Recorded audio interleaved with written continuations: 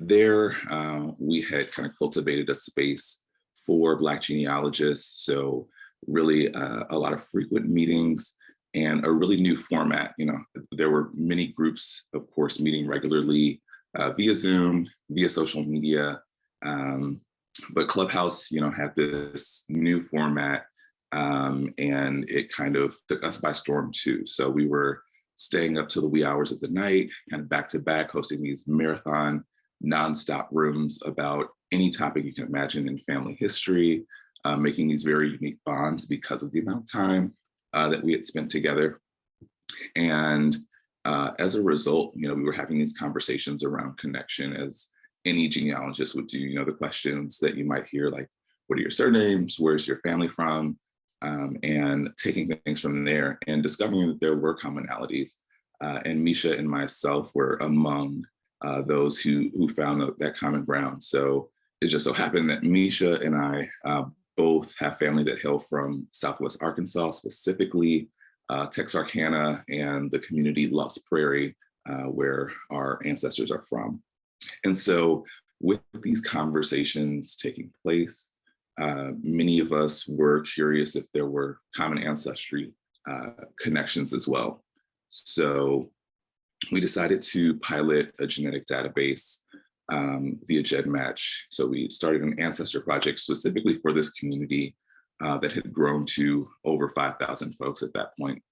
And from there, we discovered that, yes, there were lots of cousins among us, and including Misha and myself. So you can imagine the excitement of having these conversations for weeks and weeks, and then discovering that there is something there. And so we began the work of trying to isolate which lines and where these connections were coming in, and formalized a group and other resources to kind of support discovering those connections. And that really was the impetus of forming Kinkofa. We had community, but realized that there were connections that were unknown previously to us amongst the community, and that there was a great desire to uncover what those connections are. And so, we went to the typical tools. We were still having the conversations to try to uncover the relationships, and knew that, there must be more even beyond this community, and there's a greater need amongst a greater community. So we decided to build Kinkofa to not just provide that communal support, but also to provide tools that facilitate really deeply understanding connection. So ones that will allow you to simplify the research process. You may have joined any number of genealogical sites and services or tools, and maybe found yourself overwhelmed with how maybe technologically advanced they can get. Or maybe there's just kind of this open world and you don't really know where to start.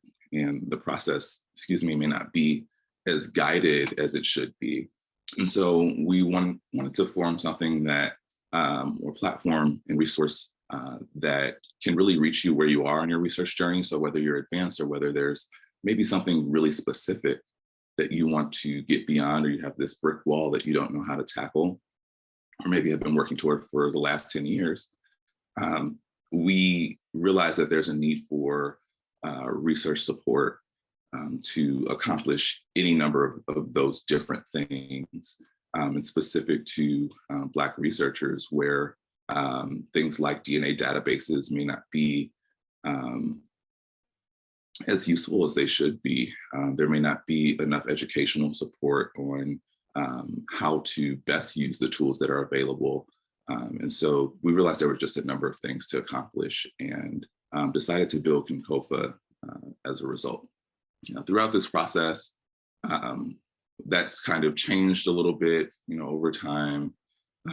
And we've really decided to focus on what people need most immediately. And those are resources in DNA, resources in research, and how to find others that might be connect with others who might be trying to overcome or maybe have already overcome the same things, and therefore facilitating this like connection of support and guidance and mentorship. And that's what we've seen take place in our communities.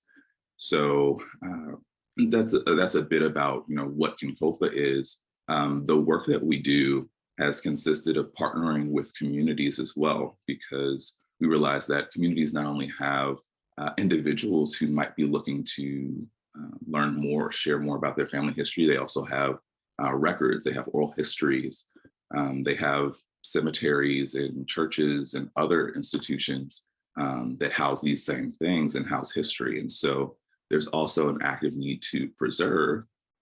And that's again how we have been able to connect with your group via Family Search, because we're partnering with a few different communities and cemeteries for preservation work as well. And that's for us been a way to onboard communities while also learning about them, preserving their history, and hopefully connecting them to other descendants and other people that might have ties to, say, it's a cemetery that maybe there's an ancestor buried there that they didn't know. And so, by conducting descendant research, we can discover more people who have these connections and possibly a vested interest in the history of a place or a person, and share that and preserve it. And it hopefully will be meaningful to them and their communities as well. And so that's something that we, are looking forward to working together on. There's a number of other projects that we'd like to take on and hopefully have our communities assist with. But that's also a little bit about the work that we do. Happy to take any questions. Feel free to unmute or chat. I'm not sure what the format for that would be, but I'm happy to answer questions. And my co-founder Misha's here as well. We're happy to talk a bit more about whatever might be of interest. Anyone, go ahead and unmute if you have a question you'd like to ask. I'm sorry, I actually was trying to do it on my phone and the link wasn't working on my phone. So I missed like the first 3 or 4 minutes of the Zoom. So could you please just, I'm sorry to say this, but could you just repeat what, the name of the project exactly, if you don't mind? I'm sorry about that. Sure. So we're Kinkofa. And I guess we should explain what that means. I'm not sure if Misha's available, but Misha named it, and I think it's a bit meaningful to her journey as well. I was explained a little bit early on about how we connected via Clubhouse. So deeper into the pandemic, about 1.5 years ago, we connected there with other family history researchers, built a community there, and realized that there's essentially a greater need, especially amongst Black family historians, in terms of tools and resources available and community. That's the other thing that we realized about both those communities and the tools that were available, is that there's a lot of fragmented spaces. You might have a small group here and a small group there that maybe should be partnering or should be sharing information, and that doesn't always take place. There's also groups and individuals who haven't been onboarded to, say, an online community or a genealogy interest organization, but have tremendous insight and resources, information about whatever topic. It could be an ancestor, it could be how to do a certain thing, but there's a disconnection between maybe that group of individuals or that individual and those who may need the information they have. So a greater need to kind of centralize and share information as well. So I spoke a little bit about that and about the type of projects that we take on. Yeah. Chris Schmink, did you have a question? Yes. First of all, thank you for what you're doing and for being here with us this morning. A number of us are involved with researching African-American genealogy, particularly with respect to some cemetery restoration and preservation work that we're doing. There's a few of us here from Georgia and Alabama that are connected to the Texas projects, but we're seeing the same thing. A lot of cemeteries that have been totally lost and are being found. Somebody will notice a field stone and know what it is and go, uh-oh. What resources, if you have a website that you mentioned, I didn't get that, maybe that could be put in the chat for everybody, but what resources do you have that would be useful to be able to go to at any time to assist in the genealogical research? Great question. Thank you. So one, the link to our site is kinkofa.com, Kinkofa. I see Misha and Carrie Ann dropped it in the chat. Thank you. And then as far as research specific to Texas and cemeteries, we are working on a web app, or basically a website, devoted to the preservation and collaboration around cemetery preservation and restoration. That it's kind of early for me. That app is called Black Cemeteries. It is essentially a repository devoted to cemeteries, but also connecting those that have history at those cemeteries. So, if I'm I guess a good example is a cemetery that we're working with in Austin, Texas, called Oakwood. So Oakwood has this really interesting history, and Misha, if I miss anything, please chime in, where the grounds are fairly large. It's a decent sized cemetery. There are Black burial grounds at the cemetery, and a number of them, thousands, I believe, are unmarked. And some time ago, I think in the last 2 to 3 years, they had to exhume some bodies because they were underneath the chapel at the church, and so they were reinterred, but not identified. I believe there was some testing done to eventually facilitate that. But a number of unknown folks who are interred at Oakwood, as well as those who do have headstones. And so what their cemetery community has seen is, one, some descendants discovering their ties to Oakwood and to Austin. Actually, one of their lead researchers is a descendant of some individuals that are buried at Oakwood, and has now kind of set out to, one, learn more about their lives, and has done that.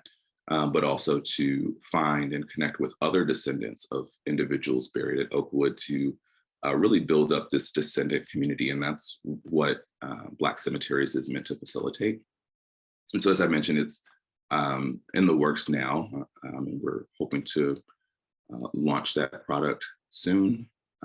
What it will do is, if in the case of, this researcher who's a descendant of Oakwood, they can share the information that they have about the individual, also onboard others to the platform, but also connect with other descendants there, and kind of have a community to relay information and compare notes, to discover more, and to kind of advance. Okay, we've determined that we both have a connection to this place. Let's determine what other connections we have. Maybe it's beyond this cemetery, but also realizing that cemeteries are often communities in themselves. There are individuals who may have lived in community with one another there. And so let's now research about what that community looked like, and discover who else has a connection to that past. And now we can see a visual of the cemetery Misha is sharing. Misha, I'm not sure if you're able to walk us through this, but it kind of talks about what I was mentioning, the exhumed bodies or deceased individuals. So yeah, this is a virtual exhibit at Oakwood Cemetery. And that's another thing that we're hoping to facilitate through Black Cemeteries and through Kinkofa, is new projects, new deliverables, new collaborations. So taking this information that might be very disparate, people that might be fragmented and disconnected, and bringing that all together to form new, in this case, visuals that are educational, that tell the story, and that hopefully inspire others to either take part or interest in the history and realizing their own, connection to all of it. Because as we know, that can often be difficult from, just looking at a death certificate or a census record and being able to contextualize those things into a story and realizing that it's not just a person, it's a community often, in a very long story.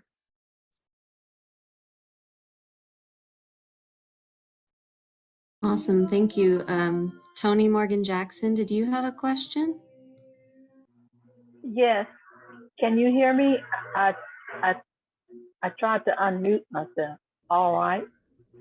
Mr. Yes. Jourdan, I just wanted to find out, I have my ancestors in Stringtown, Oklahoma, and I was wondering, and I've been working on it for years and years to try to find out. I know by word of mouth that my grandparents are there and other relatives, and it is a Black cemetery. I tried to put it on Find a Grave, and what you're speaking about is so exciting to hear, because I could not figure out how to find out where they are buried, what spots, and who was the caretaker. My cousin kept telling me that person, of course, that person is deceased, and the family were up there to take care of it, but they don't know where the bodies are. And they still are burying people there. So it's just the next of kin are going there to take care of the cemetery. And the one relative that was working with me, he's deceased now as of 3 years ago. And I'm in Texas here in Dallas, and I did not ever find out where they are. So I simply go and lay a wreath at the entrance of the cemetery for my deceased relative. But I went to the funeral homes in Muskogee, Oklahoma, to find out if they knew who took care of this cemetery. And of course, they just had no information. So is this something that one day we may be able to find where they're buried? On some of the relatives that you were mentioning in Austin, in Oakwood, I used to live there too, and found the cemetery, Black cemetery there. And we went and cleaned up, but I don't know if it was Oakwood. It was a Black cemetery behind the establishment there off Interstate 35. So I guess my question is this: the goal is to eventually find the bodies and the body location and be able to put a headstone there for these deceased relatives, not necessarily mine, but in any Black cemetery. Tony, so thank you for sharing. And actually, before I start, apologies if there's any background noise. I'm in Chicago, and the Air and Water Show is today, so there may be some background noise. So what you're describing is actually another tenet and goal of Black cemeteries and of Kinkofa, is that we're not just bringing folks together, but we also want to be a place for projects to take place. So I mentioned restoration of burial grounds as one feature of, or one mission behind Black Cemeteries app. And so that can mean cemetery cleanup, like meetups and organization, facilitation of those things, and education around it. If I've never gone out to a cemetery, I certainly would need to know what to expect, as I'm sure many of you have been to cemeteries and maybe restored and cleaned up cemeteries, and it takes know-how in a lot of cases and best practice. And so sharing that knowledge around how to conduct it.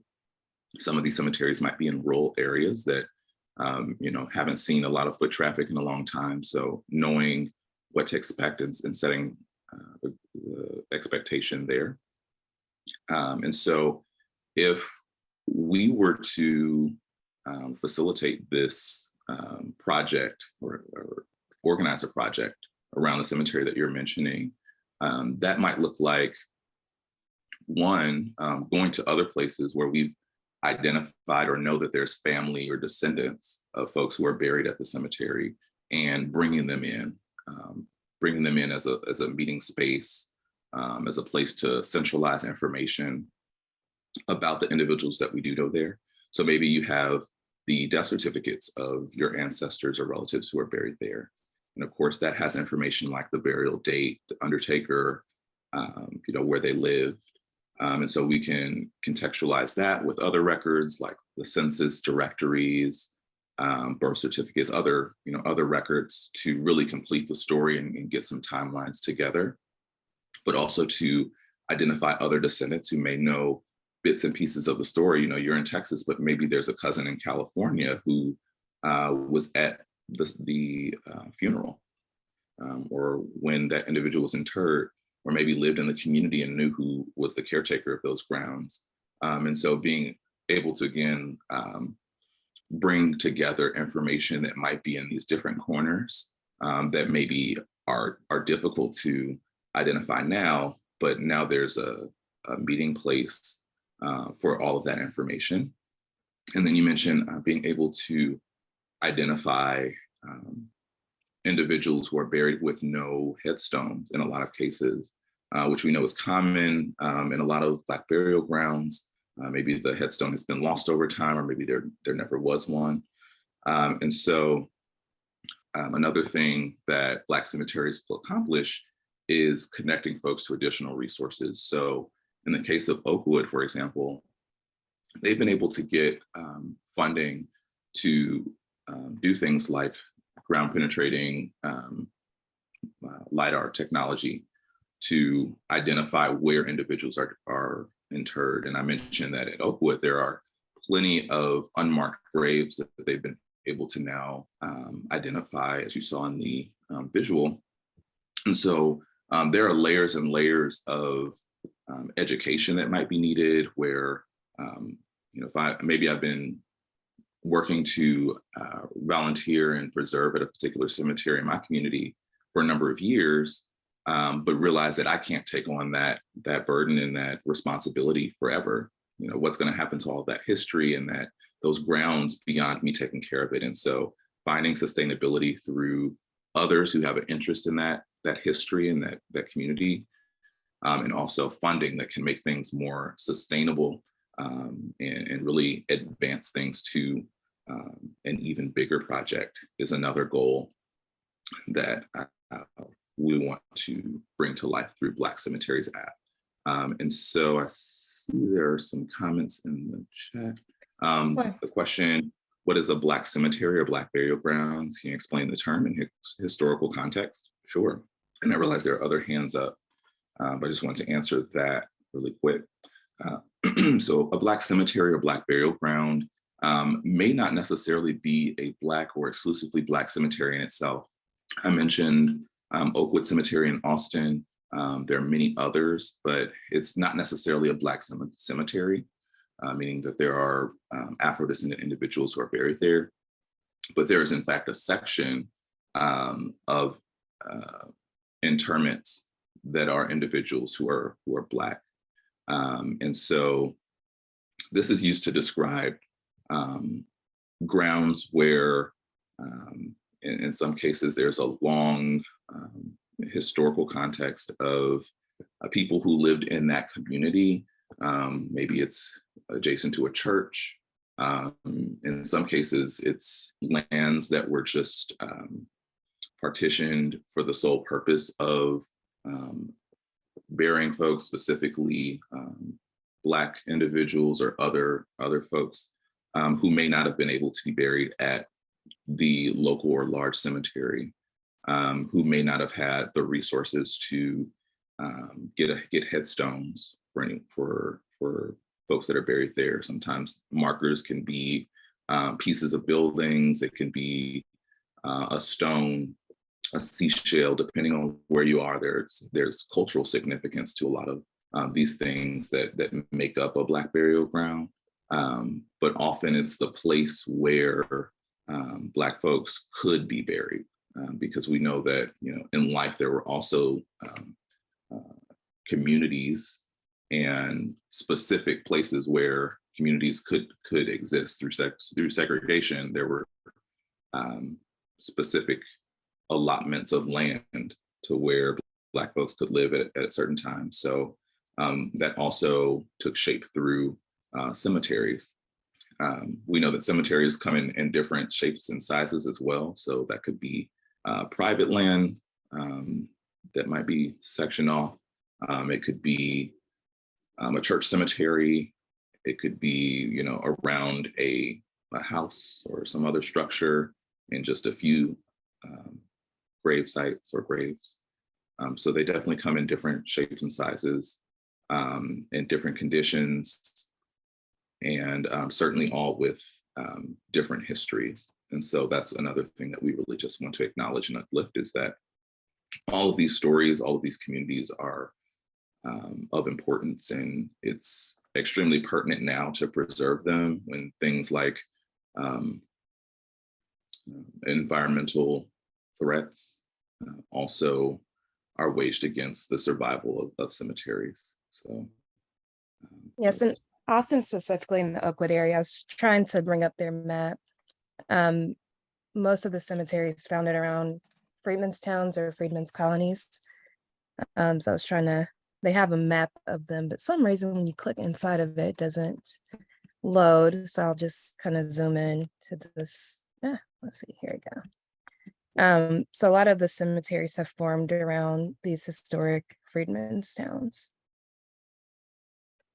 And then I know someone else was asking the question about what Kinkofa means. And so after college, I spent almost a decade living abroad in Africa. One of the places I lived was in Ghana, and both Ghanaian and Ivorian people who are from what's called Akan communities, which is a group of peoples. So that could be people like Fanti people, the Shanti people, and they have a series, you may have seen them, I will bring them up, of symbols called Adinkra symbols. And so this is one, actually I'll bring up, let's see if there's a better chart. We'll use this one for a second. So there's this series of symbols that I won't call them symbols, they're actually proverbs. And so each one has a specific, each pictograph, so to speak, has a proverb that is attached to it in a way of being, and they actually, Adinkra means to farewell. So it's usually on a cloth that they've made traditionally. Let's see if I can flip a good example. But they wear, this is a great example. So the symbols are often traditionally printed on a type of fabric that's made from tree bark. And you say the message that you want to the person who's leaving. And then on their 1-year anniversary, you dress up in those same clothes again. And so that's what Adinkra means. And so one of those Adinkras is actually called Kinkofa, and it's represented by there's two forms of it, but one of them is a bird that has its feet. Let's see one with the feet. Here we go. It has its head turned backwards, looking back and grabbing something. And then the feet are facing forward. And so I don't speak tree all the way, so I'm not giving going to try to say it in tree, but basically what it means is go back and learn from the past in order to move forward. And so literally sun is history. Co is to, fuzz, get. And so we put it together, like just honoring a lot of African Americans' origins in West Africa and putting together how Black folks call their family kinfolk, and took the kin and put it together with the kofa. So it literally means go back and get your kin. And we thought that spoke well to what we were hoping to do with our community. I'm going to stop sharing so I can actually see the questions. And I think, Jourdan, there was another question about DNA and some more hands. Can I ask a question? Thank you. I'm in Katy, just outside of Houston, and I love this. How can we help when you have these projects around our area? How do we become informed and help Kinkofa? Do we follow your website, and do you post things like that when you're in certain areas, or what do we do? There are a few things that you can do. One is certainly visit the website. You can kind of get subscribed to any of our newsletters and kind of upcoming information, and also be informed when things go live. I'd also recommend following on social media. So I'll share those links in the chat. We're Kinkofa on most social channels. So whether you're on Facebook, Twitter, sorry, I didn't post the full link, but I'll get those links in the chat. That's one way to stay up to speed with things. And then also the communities that we work in, we are very intentional about not just being in communication with a particular institution or cemetery or whatever group it is that we're partnering with, but really sticking ground with the community and getting other institutions involved. So in the case of Austin, for example, we're not just working with and partnering with Oakwood, but we're also working with community centers like the Carver Genealogy Center there. And then using those institutions to really get word out to the community. And so whether it's descendants discovery that we're working on or seeking additional volunteers, we're doing what we can to get the word out on the ground as well.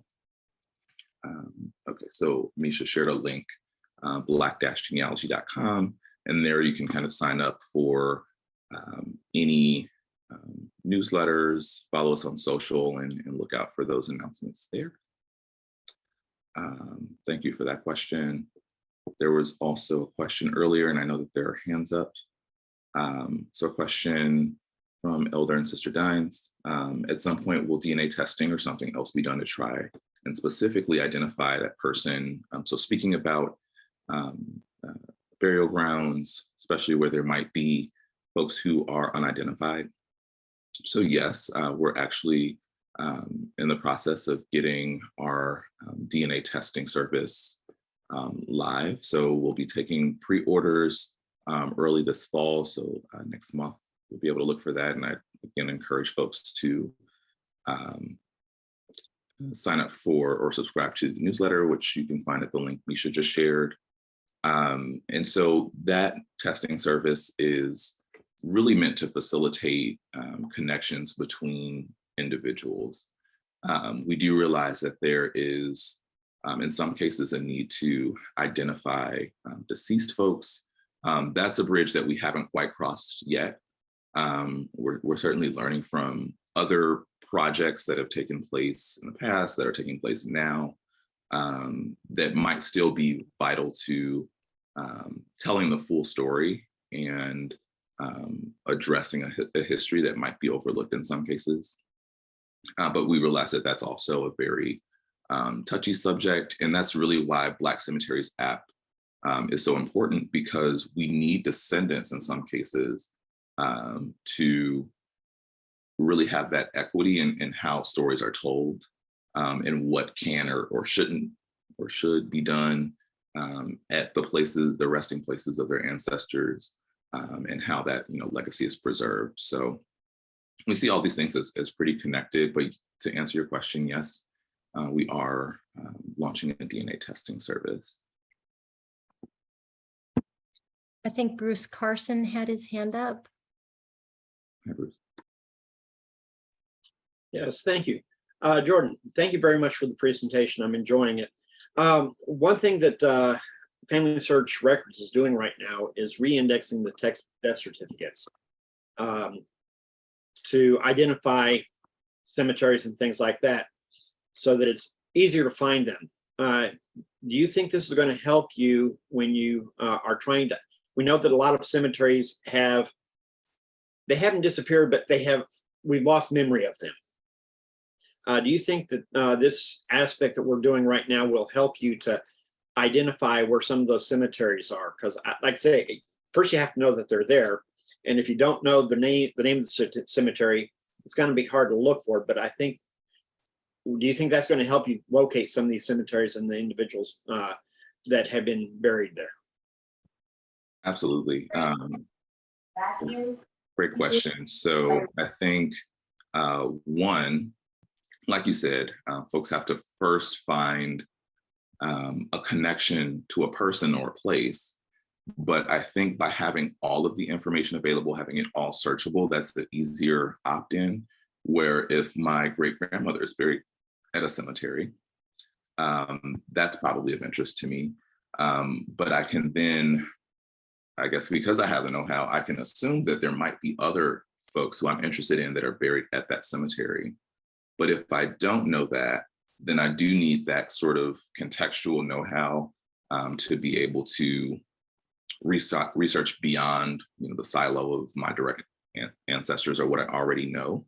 And so with Black cemeteries in Kinkofa, we want to provide that sort of contextual know-how and say, hey, it maybe isn't just your great-grandmother that's buried there, but who else maybe with that surname or from the area your great-grandmother originated, who else might be of interest to you?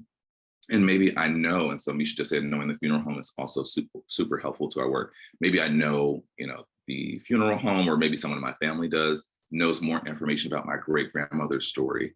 But then, with the layer of death certificates or more records with more information being available, I can search on those things that I know. I know that my great-grandmother was at this particular cemetery, or I know what funeral home or undertaker may have been involved, or what community she came from. And so by having all of those pieces of information and making them searchable, I can see who else at that cemetery or who else from that community might be in that same resting place or might not be at the same resting place, right? I can find out those things because they're now easily searched amongst a huge database. So that's absolutely something that's of value, and I think will advance a lot of contextual knowledge and hopefully, inspire folks to look at information a little bit differently. One of the things that I'm hoping is that between what you're doing and what we're doing with Family Search, because there have been sometimes when I found a death certificate and the name of the cemetery is kind of strange, and you're trying to make sure you're putting it correctly in the database. So I'll go on to like Billion Graves or Find a Grave, and they don't have it. So hopefully with what we're doing and with what you're doing, we can get more of these also put into those databases so that it's a greater field of opportunity for people to find them. Absolutely. Like you said, names change or sometimes, mistranscribed or whatever the case may be. But by hopefully relying on someone else who maybe knows alternative names for that burial ground, we can kind of have a catch-all where I might be searching for one thing and would otherwise be unable to find it because it's maybe moved or, like you said, disappeared or goes by a different name now. We have to have all of those pieces of information when telling the story, not just what's on the record. So yeah, I'm looking forward to it as well. Thank you for the question. Chris Schmink had his hand up. Yeah, a question and then a comment going back to a previous question. The symbols, I think it was Misha that shared them a few minutes ago. Are those relatively modern symbols, or do some of those date back to where they may be even found on a grave marker, if the grave marker exists? Yes, so they are very ancient. So they're from the Shanti Kingdom days, so that predates the transatlantic trade. And if you're in Ghana, there's a lot of very interesting funeral rites. It's generally, of course, the family is sad, but generally not seen as a very, very, very sad process.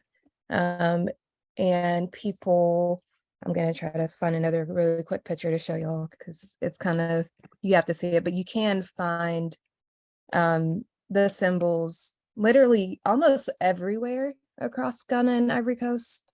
So you'll find them on homes, you'll find them in clothing, jewelry, just everything, again, because they're different proverbs. But you do find them on headstones. I'm not sure what I was trying to say there.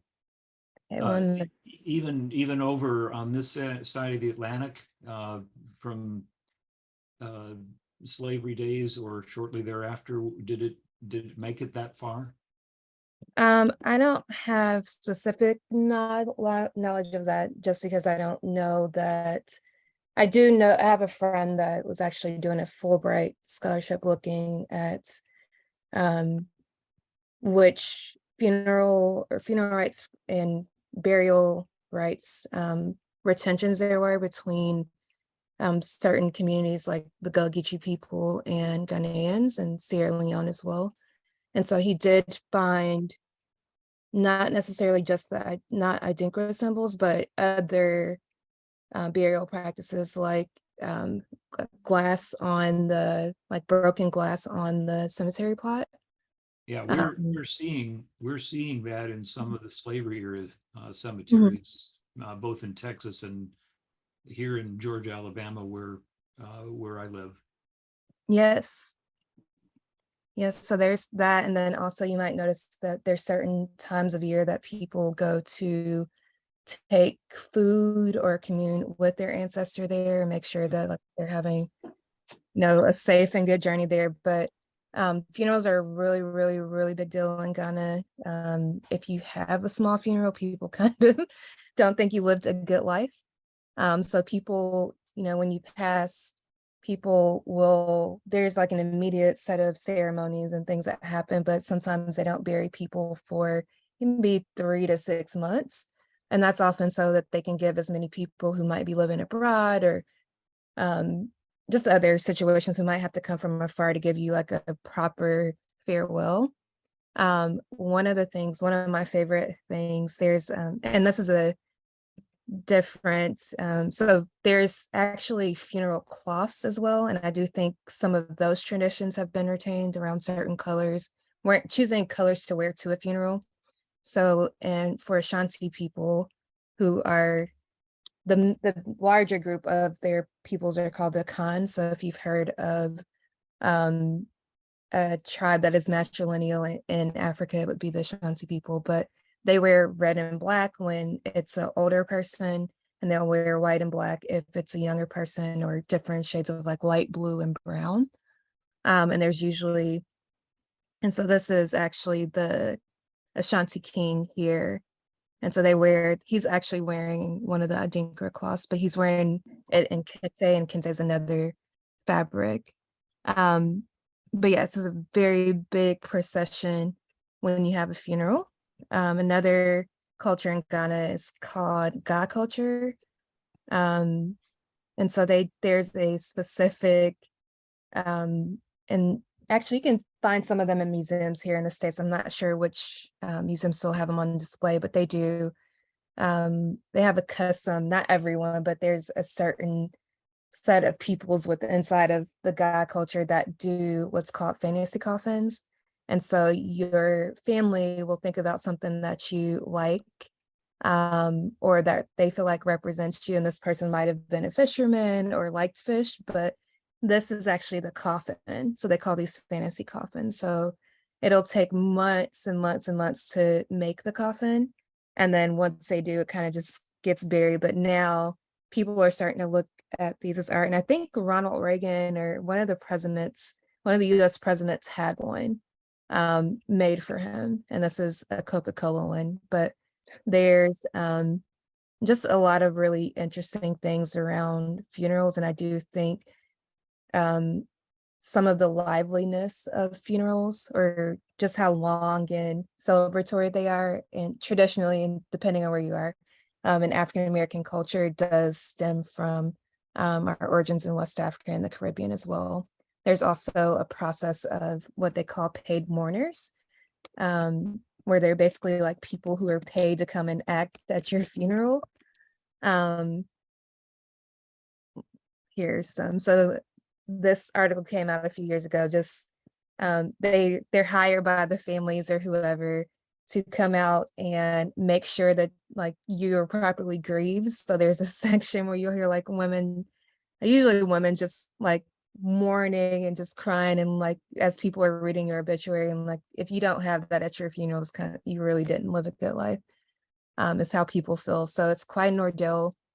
The repast or any of the other things around it, there's a lot of there's very big elaborate meals that are planned, and everybody's no one leaves these ceremonies hungry. And I think that's another thing that passes over from African culture to African American culture now.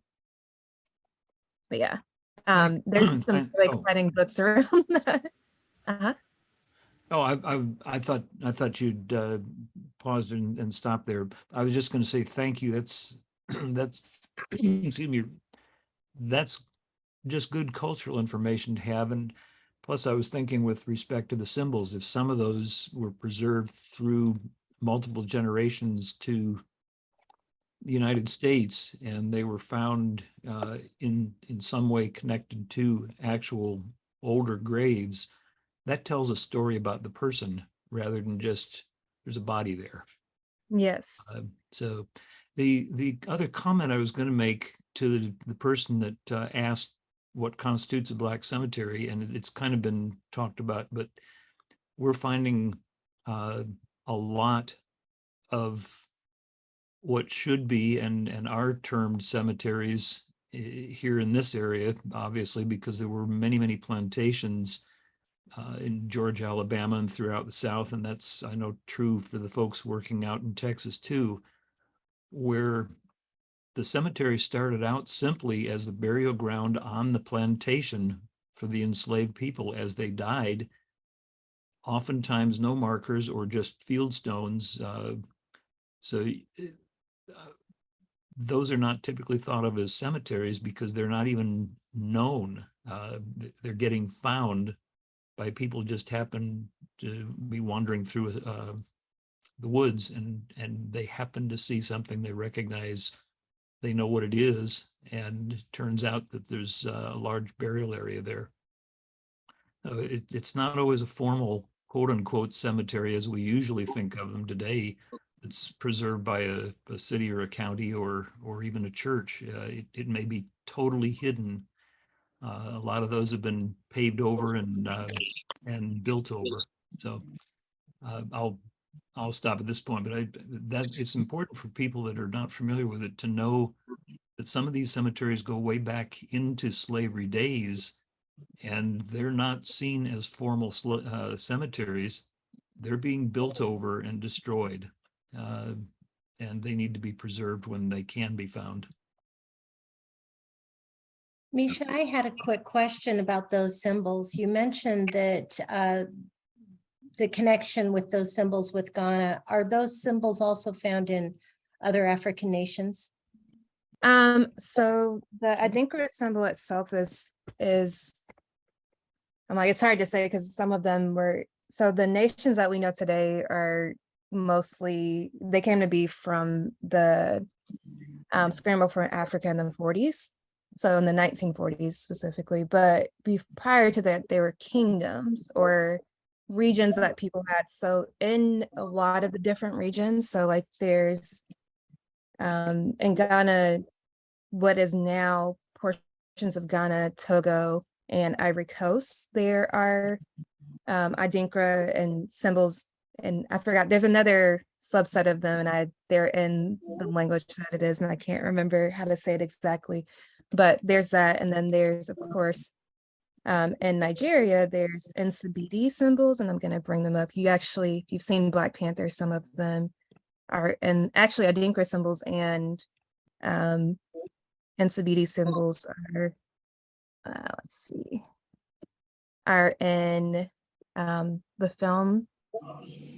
But these also are words and proverbs. And so this is a lot. Nsibidi is part of one of the Igbo cultures, and Ifi. And then there's other communities like in Mali, they have some tied to different groups. But a lot of this you'll see in fabric, you'll see it in basket weaving, you'll see it in, again, funeral rites, because it was just always seen as more, I don't know, like it's really the continuity of life. And so a lot of the messages that they're sending the people was like, while you're on, maybe the next plane of where you are, we want to make sure, we felt this way about you while you were here with us, or we want you to have this message going in. But yes, there's all kind of different similar proverbs or language systems that are to different cultures. I want to make sure it Thank you doesn't so much. use the popcorn button. I don't want it. So anyone else, we're getting close to the end of our time. Does anyone else have any comments or questions, I should say?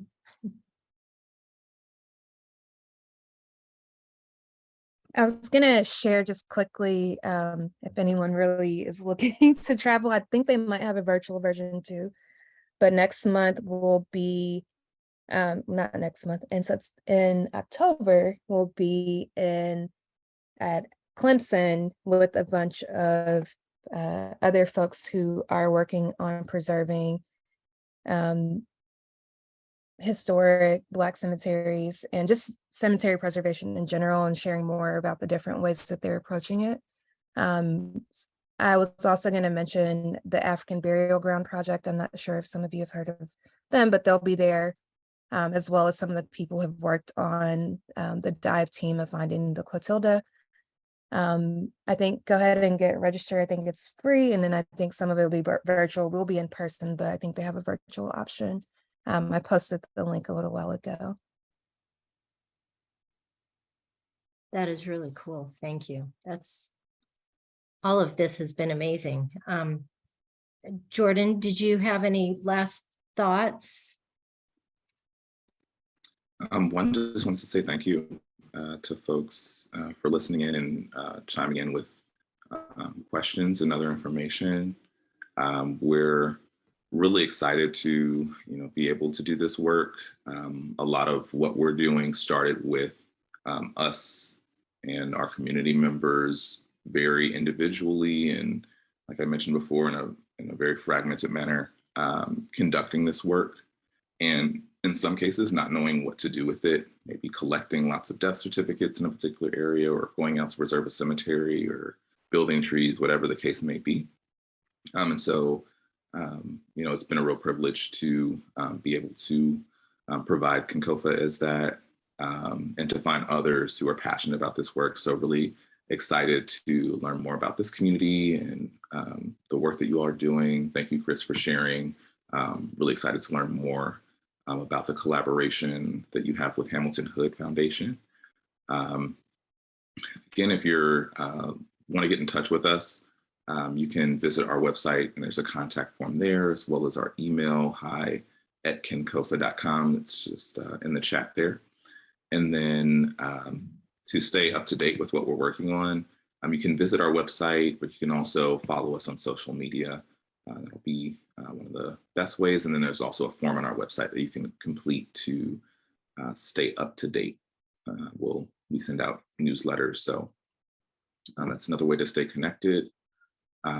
yeah, we're really excited to be here, and hopefully we'll be back soon just to hear more about the work that you all are doing, and hopefully we can support that as well. Misha, I'm not sure if you want to share anything. I've got one more quick question for Carrie Ann. I Yes. just copied the entire chat because there's a wealth of information in the chat with links and email address and so forth. Where, you know, within the family search organization that we're a part of, we can go back and look at former chats, but I don't think that's available in I get a copy of the Where- chat, and if anyone would like a copy of it, I can email it to you. Is there any place I could post that it would be universally available to whoever wants to look at it? I can send it out by email to anyone who would like it. Okay, I'll send it to you. Well, and I get a copy of it, Chris. You don't need to worry about sending it to me. Oh, you got the full chat? Okay. Zoom does a copy of it and gives it to me at the end of the meeting. Ah, you're the administrator. Thanks. We really, really appreciate Kinkofa, Jourdan and Misha for being here. This has been just amazing. I have so enjoyed it, and really looking forward to collaborating with you guys and seeing how we can help you. We are very excited for all of this great work that you are doing. Again, if anyone leave your email address in the chat if you would like me to send you updates on Texas Connect, or if you want to I should put my email out there too. That way, if anyone has any questions, you can email me directly. I'm at dohadudes@gmail.com. That's my personal one as compared to my family search one. But we so appreciate all of you being here, and I think that's it. Thank you so much, everyone. Thanks, Jourdan and Misha. You guys are awesome. Thank you. Thank you. Pleasure being here.